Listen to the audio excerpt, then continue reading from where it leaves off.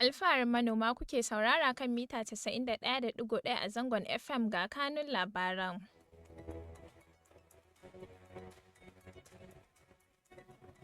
Jami'ar jihar Benue za ta kafa sashen koyar da aikin gona a jihar. Uwar gidan shugaban ƙasa Oluremi Tinubu ta jaddada muhimmancin noman shinkafa ga mata mazauna ƙasar nan. Daga ƙetare ƙasar Gini ta nuna muradin kasancewa daga cikin manyan ƙasashe masu samar da abinci a yankin Afirka.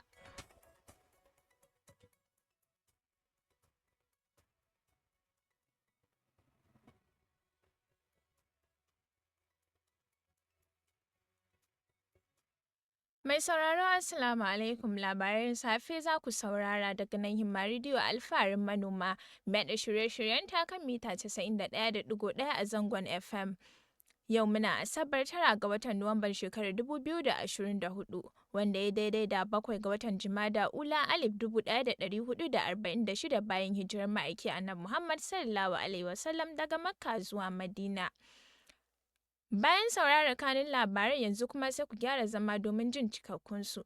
Sunana Sani Abdullahi kuma ni zan karanto labaran na wannan safiya. Ƙungiyar masu sarrafa albasa ta ƙasa ta ce mambobinta sun yi asarar fiye da kashi 50 cikin 100 a cikin harkar noman albasa. Aliyu Mai Tasammo shine shugaban ƙungiyar masu sa ido kan harkokin albasa a yammacin da tsakiyar Afirka. Da Northman wanda ya bayyana hakan a wani taron manema labarai da aka gabatar a jihar Sokoto. A cewar hauhawar farashin kayan amfanin gona da asarar amfanin gona bayan girbi, hauhawar farashin kayayyaki da sauyin yanayi su ne manyan ƙalubalen da ke addabar manoman albasa a faɗin ƙasar nan. Ya ce lamarin na da illa ga rayuwar manoman albasa da kuma tattalin arzikin ƙasar nan. Daga jihar Benue, gwamnan jihar Benue Hayatun Aliya ya amince da kafa sashen koyar da aikin gona a jami'ar jihar domin ƙara ƙarfafa cibiyar fasahar abinci da bincike wanda aka kafa shekaru 10 da suka gabata. Mataimakin shugaban jami'ar BSU Farfesa Joel Lorafu ne ya bayyana hakan a ranar Juma'a a Makurdi yayin bikin cika shekaru 10 na cibiyar binciken tai. Ya ce wannan wani aiki ne da Bankin Duniya ke tallafawa a yi shi don magance matsalolin da manoma ke fuskanta bayan girbi da bayar da ilimin digiri na biyu a fannin. Farfesa Lorafu ya ce jami'ar za ta taimaka wa cibiyar ta BSU Kofta wajen ƙirƙiro fasahar abinci wanda a halin yanzu akwai ƙananan masana'antu guda 6 masu ƙarfin samar da ingantattun kayayyakin fulawar rogo da tumatir da ƙera na'urorin sarrafa abinci. Ya kuma ƙara da cewa jami'ar za ta ba da ƙarin guraben karatu don masu neman digiri na farko da kuma zama cibiyar koyar da dabarun kasuwanci.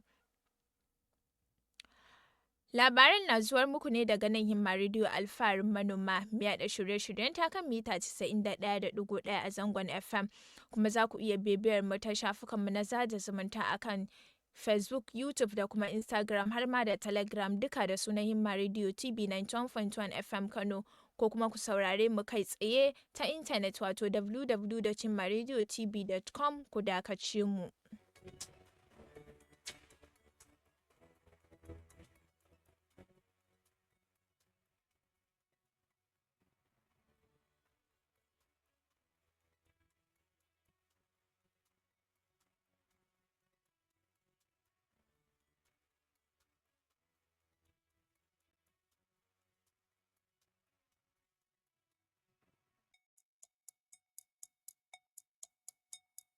To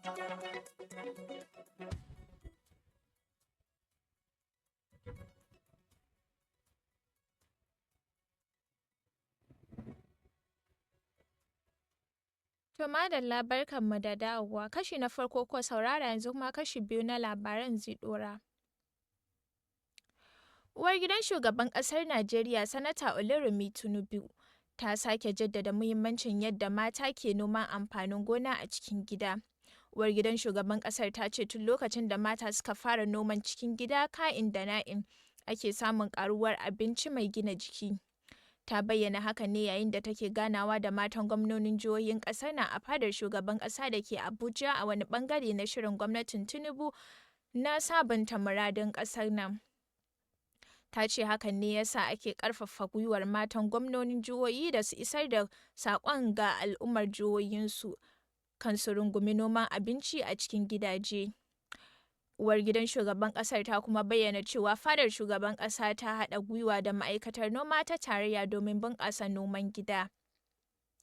Daga ƙasar Gini, hukumomi a ƙasar Gini na ci gaba da kokawa kan yadda sauyin yanayi ke ƙara kawo koma baya a cikin harkar noma a ƙasar. Wannan dai na faruwa ne duk kuwa da cewa ƙasar ta Gini na da albarkar ƙasar noma da ake iya noma amfanin gona daban-daban.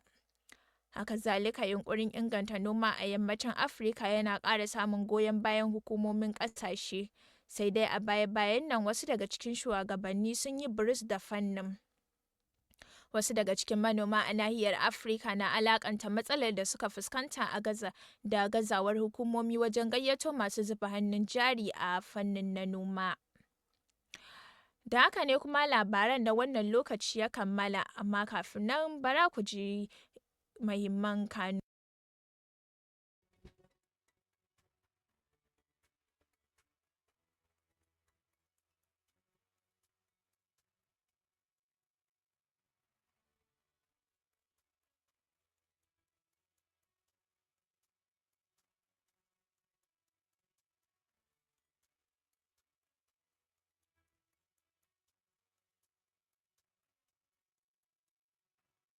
Jami'ar Jihar Benue za ta kafa sashen koyar da aikin gona a jihar. Uwar gidan shugaban ƙasa Oluremi Tinubu ta da muhimmancin noman cikin gida ga matan ƙasar nan. Haka zalika kun ji cewa ƙasar Gini ta nuna muradin kasancewa daga cikin manyan ƙasashe masu samar da abinci a yankin Afirka.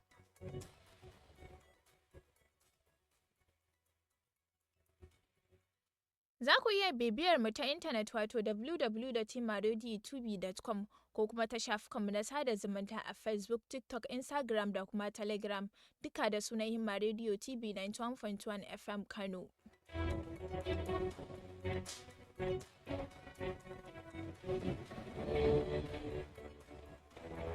A madadin Saudat Idris Abdullahi da Sumayya Abdullahi da suka tattara labaran, sai editan da ya tace labaran Ashir Umar. Sunana Ruƙayya Sani Abdullahi da na karanto labaran nake fatan za ku kasance da mu da karfe 12 na rana don jin mu da wasu sabbin labaran ta cikin labaran rana. Barkanku da safiya.